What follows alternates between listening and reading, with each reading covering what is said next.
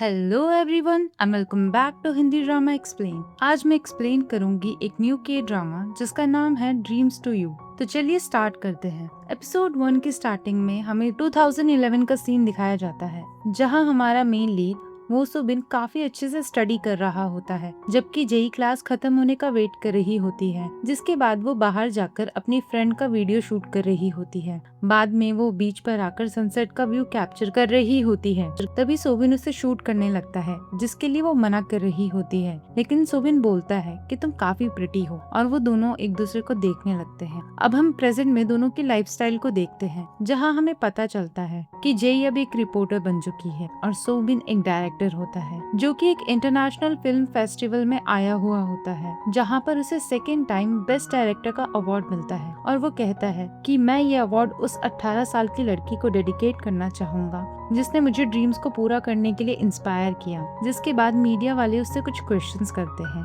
दूसरी तरफ हम जेई को देखते हैं, जिसका शूट चल रहा होता है और वो क्लैम्प्स को कलेक्ट कर रही होती है, जिससे एक आंटी बोलती है कि तुम बहुत अच्छे से काम कर रही हो, लगता है मुझे तुम्हें हायर कर लेना चाहिए। लेकिन वो कहती है कि मैं इसके लिए बहुत सैलरी लूंगी। फिर आंटी उसे केयरफुली आने को बोलती है, क्योंकि वहाँ पर बहुत गड्ढे होते हैं, पर वो फिर भी गिर जाती है और कहती है कि लाइफ भी ऐसी ही होती है, कब कौन गिरा दे। जिसके बाद संभलना काफी मुश्किल होता है।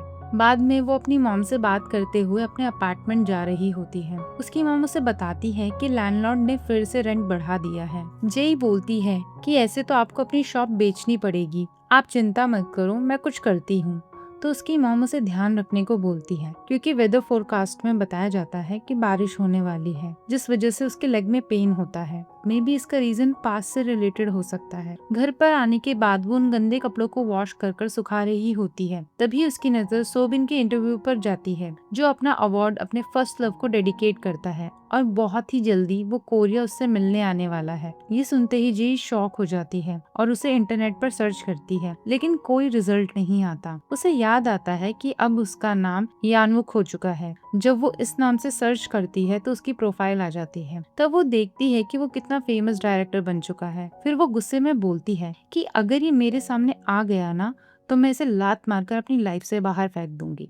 नेक्स्ट डे सोबिन कोरिया में आ जाता है और वो कैब में जेई की वीडियो देख रहा होता है। तभी कैब वाले अंकल बोलते हैं कि मुझे भी इसका शो बहुत पसंद है और ये काफी अच्छी रिपोर्टर है, बिना किसी घमंड और अपने से बड़ों की रिस्पेक्ट करती है। उधर ऑफिस में जेई का मैनेजर उसे ऑनगोइंग प्रोजेक्ट को बंद करके किसी और प्रोजेक्ट पर काम करने को बोलता है। इस बात से जेई डिनाई कर देती है और कहती है हम सबने इस प्रोजेक्ट पर बहुत मेहनत की है, कोई कुछ बोल नहीं रहा तो इसका ये मतलब नहीं है कि किसी को बुरा नहीं लग रहा है। मैनेजर गुस्से में बोलता है कि ठीक है, अगर तुम ऐसा ही करोगी तो मैं किसी और रिपोर्टर को हायर कर लूंगा। जिसके बाद जेई उस पर और गुस्सा करने लगती है। सारे एम्प्लॉयज उन्हें देख रहे होते हैं। तभी वहाँ उनका बॉस आ जाता है, जिसके साथ सोबिन भी आया होता है, और सब कहते हैं कि वो कितना स्मार्ट है। बॉस मैनेजर का पूछता है तो वो बता देते हैं कि वो वहाँ है, लेकिन जब वो वहाँ जाते हैं तो जेई उस मैनेजर से अब भी लड़ रही होती है। जिसके बाद मैनेजर उनको देखकर चुप हो जाता है और जेई भी सोबिन को नोटिस कर लेती है और डेस्क के नीचे छुप जाती है। उसको लगता है कि सब चले गए, लेकिन तभी सोबिन डेस्क के नीचे उसे देखता है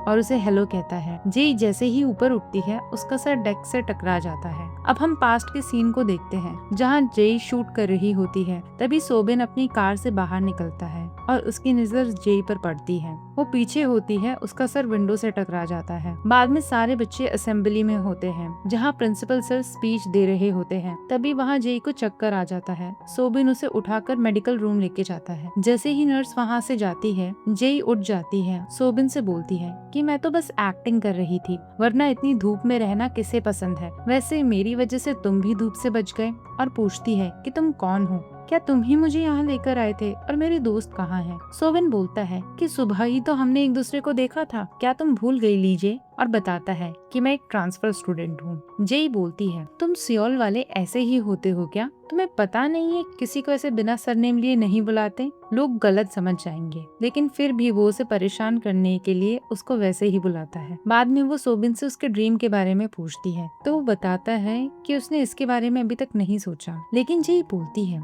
तुम्हें कुछ तो बनना होगा। वो बोलता है कि मेरे डैड डॉक्टर हैं, तो मैं भी डॉक्टर बन जाऊंगा। जेई पूछती है कि क्या तुम स्टडीज में अच्छे हो? तो वो कहता है कि हाँ, बहुत अच्छा हूँ। फिर वो जेई से उसका ड्रीम के बारे में पूछता है, तो वो बता देती है कि उसको एक डायरेक्टर बनना है। जो सुनकर सोबिन उससे इम्प्रेस होता है और बताता है कि मेरे डैड का यहाँ हॉस्पिटल है, इसलिए हम यहाँ शिफ्ट हुए हैं। बाद में जेई हॉस्पिटल के टेरेस पर जाती है सनसेट का व्यू शूट करने के लिए, जिसे जाते हुए सोबिन भी देख लेता है। बाद में जेई शूट करते हुए थक जाती है और वहीं सो जाती है। थोड़ी देर बाद वहाँ सोबिन भी आ जाता है और वो उसके उठने का वेट करता है, लेकिन सोबिन भी वहीं सो जाता है। बाद में जब जेई की आंख खुलती है तो वो चिल्लाकर उससे पूछती है कि तुम यहाँ क्या कर रही हो? तो वो बताता है कि ये हॉस्पिटल मेरे डैड का ही है। जेई बोलती है कि पेट्रोलिंग का टाइम हो गया है, हमें यहाँ से जाना होगा। बाद में वो सिक्योरिटी गार्ड से बचते हुए जा रहे थे। सोबिन बोलता है कि ऐसा करने की जरूरत नहीं है। तभी गार्ड उन्हें देख लेता है और जेई सोबिन को लेकर वहाँ से भागने लगती है। इसी बीच उसका हेयर टाई वहीं गिर जाता है। नेक्स्ट डे सोबिन अपनी मॉम के साथ कार में होता है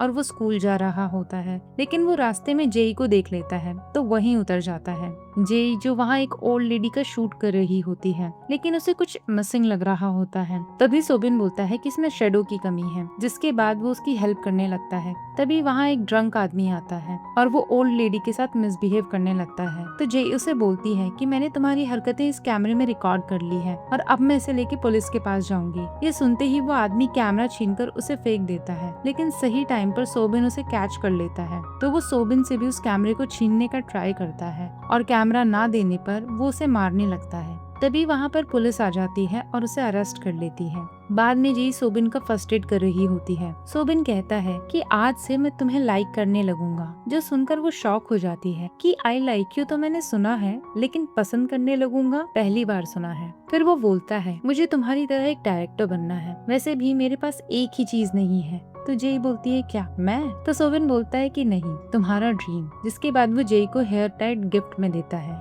बाद में वो दोनों मिलके स्कूल में ज़ॉम्बी मूवी के लिए शूट करते हैं और ऐसे ही वो दोनों एक दूसरे के साथ टाइम स्पेंड करना स्टार्ट कर देते हैं और काफी हैप्पी होते हैं। इसी बीच एक दिन वो किस करने वाले होते हैं। तभी हम प्रेजेंट में आ जाते हैं। जेई सोबिन को ऑफिस के स्टेयर के पास लेके जाती है, जहाँ सोबिन बोलता है कि तुमने मुझे बहुत मिस किया होगा ना, और पूछता है कि अब तक तुम्हारा बॉयफ्रेंड भी बन गया होगा। जेई जवाब देती है बॉयफ्रेंड नहीं, मेरा तो एक हस्बैंड है और 2 बच्चे भी हैं। जो सुनकर सोबिन हंसकर बोलता है कि तुम आज भी बिल्कुल वैसी ही हो, नकचिड़ी। जेई गुस्से में उससे वहाँ आने का रीजन पूछती है और कहती है कि तुम्हें यहाँ से चले जाना चाहिए इससे पहले कि कोई हमें देख ले, क्योंकि मैं नहीं चाहती कि मेरे वर्क प्लेस में मेरी इमेज खराब हो। और कहती है कि डायरेक्टर बनना मेरा ड्रीम था, लेकिन तुम्हारे जाने के बाद मैं उसे पूरा नहीं कर पाई, इसीलिए आज तुम्हें इतना सक्सेसफुल देखकर मुझे तुमसे जेलसी हो रही है। तभी कोई पीछे से डोर को ओपन करने लगता है, लेकिन वो उन्हें रोकने लगती है। सोबिन भी उसकी हेल्प करता है, जिस बीच वो दोनों एक दूसरे के क्लोज आ जाते हैं। जेई फील करती है कि सोबिन का हाथ उसके सर के पीछे है, तो उसे हाथ हटाने को बोलती है। हाथ को हटाते ही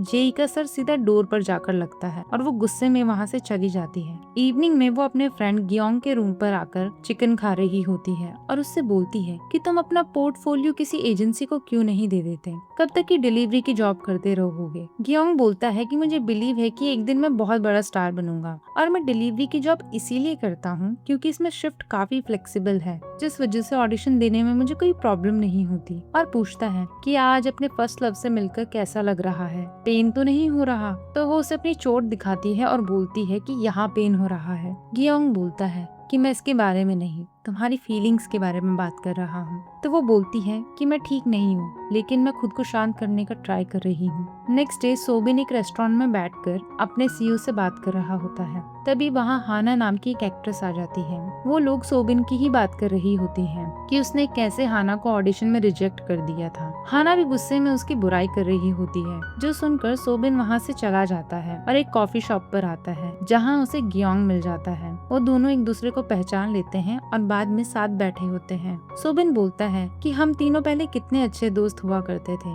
लेकिन गियोंग मना करते हुए बोलता है कि मैं बस जेई का फ्रेंड था, उसकी वजह से ही मैं तुमसे बात करता था। सोबिन उससे जेई का नंबर मांगता है तो वो देने से मना कर देता है, जिस पर वो मजाक में बोलता है कि कहीं तुम जेई को पसंद तो नहीं करने लगे हो, इसीलिए स्कूल में हमेशा हमारे आसपास रहते थे। गियोंग बोलता है कि मैं जेई का दोस्त हूँ और तुमने उसे काफी हर्ट किया है, तो मुझसे उसका नंबर लेने की उम्मीद तो मत ही करना। बाद में उसे जेई का कॉल आता है जो उसे बताती है कि उसको अपनी म्यूजिक टेप्स कैबेज मार्केट में सेल करनी है। क्योंग इसका रीजन पूछता है, जो बातें सोबिन भी सुन लेता है। उधर हाना शूट के लिए बैठी होती है, लेकिन उसे पता चलता है कि उसके साथी को एक्टर का एक्सीडेंट हो गया है, इसीलिए नेक्स्ट 2 आवर्स में उन्हें कोई और एक्टर ढूंढना पड़ेगा, वरना शूट को कैंसिल करना पड़ेगा। तभी वहाँ पर गियोंग कॉफी डिलीवर करने आ जाता है, जिसे हाना देखती है और उसे एक रोल ऑफर करती है, जिसके लिए वो मान जाता है। जब वो रेडी हो रहा होता है, हाना उसे ही देखे जा रही होती है। शूट एंड होने के बाद हाना उसे शूट का एक पिक देती है और वहाँ से चली जाती है। उधर सो बिन जे की बातों को याद करके म्यूजिक टेप को मार्केट में सर्च करता है, जहाँ उसे जे मिल जाती है। तो वो उसे मैसेज करता है कि मैं तुमसे सारी म्यूजिक टेप्स खरीदना चाहता हूँ, जो सुनकर वो हैप्पी हो जाती है। तो वो बोलता है कि अगर तुम मुझे ये फेस टू फेस दोगी तो मैं ये बाय कर लूंगा। बाद में ये सारी म्यूजिक टेप्स को लेकर मार्केट जाती है। सोबिन को देखकर वो उससे छुपने लगती है। तभी सोबिन कहता है कि मैं ही बायर हूँ, जिसके बाद वो दोनों एक कैफे में बैठकर बातें करते हैं। सोबिन उन टेप्स को बाय करने की बात करता है, लेकिन जे उन्हें बेचने से मना कर देती है। तो वो उसे डबल रेट में लेने की बात करता है, लेकिन वो मना करती है। एट द एंड वो उसे 10 गुना देने की बातें करता है, तो वो मान जाती है। फिर वो उससे पूछता है कि उसने पोस्ट में पढ़ा था कि ये टेप्स उसके लिए बहुत इंपॉर्टेंट है और इससे ही वो इंस्पायर होकर मूवी डायरेक्टर बनना चाहती थी। लेकिन अब जब उसका ड्रीम पूरा नहीं हुआ तो वो ये सब सेल करना चाहती है। और हम देखते हैं कि ये सब लिखते हुए वो काफी रो रही होती है। फिर वो सोबिन से पैसे मांगती है, लेकिन वो पे करने के बजाय उसे एक स्क्रिप्ट देता है और कहता है कि ये वही स्क्रिप्ट है जो हमने मिलकर लिखी थी स्कूल टाइम में। मैं चाहता हूँ कि हम इस पर काम करें। बाकी सब तो ठीक है, बट क्या तुम इसकी एंडिंग पूरी करने में मेरी हेल्प करोगी? ये सुनते ही जे उस स्क्रिप्ट पर कॉफी गिरा देती है और बोलती है कि तुम्हारे फॉरेन जाने से पहले मैं ये काम तुम्हारे साथ करना चाहती थी, लेकिन जब तुम मुझे छोड़कर चले गए उसी टाइम से मुझे तुमसे कोई उम्मीद नहीं रही और ना ही मैं तुम्हारे साथ काम करने में इंटरेस्टेड हूँ। और फिर बाहर चली जाती है। बाहर बारिश हो रही होती है। सोबिन उसके लिए अम्ब्रेला लेकर आता है। तब जे बोलती है कि मुझे बारिश में भीगना बिल्कुल भी पसंद नहीं। फिर हम पास्ट का एक सीन देखते हैं, जहाँ जे तेज बारिश में सोबिन के घर के बाहर बैठकर उसका वेट कर रही होती है और ये याद करते हुए वो इमोशनल होकर बोलती है कि जब तुम चले गए थे